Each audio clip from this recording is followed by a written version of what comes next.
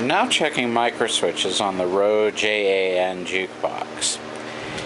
We've got the mechanism of the jukebox working pretty well. I realigned these gripper gears here. It was having a problem where, first of all, the gripper mechanism was all bound up. I needed to put some LPS2 and then some oil, some zoom spout in the bearings of the transfer motor to get it to work.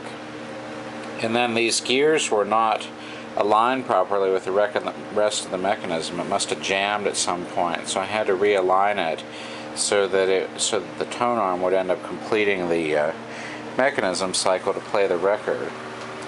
We're now testing all the microswitches just to make sure I have as good a performance as I can get. It mostly was working good when I tested it, but occasionally I wouldn't be able to select the proper selection.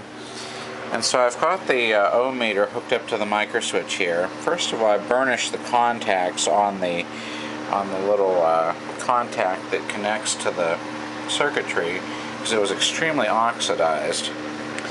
And I've got an analog ohm meter hooked up here so that when the microswitch clicks, it seems like it's pretty good.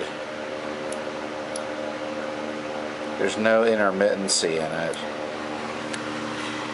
But I really want to, I've cleaned all the contacts on the outer microswitch ring.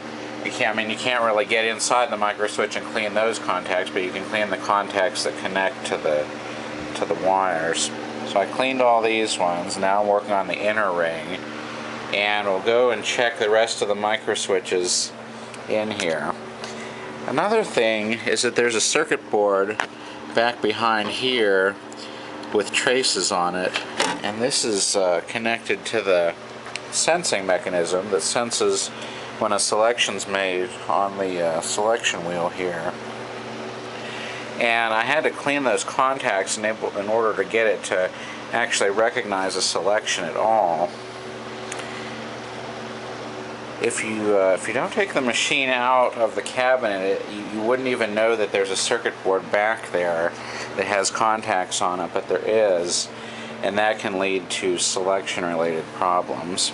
So I'm going to finish up the microswitches here and test all those. I'm going to replace an electrolytic capacitor back behind here, and then this should be ready to put back into the cabinet.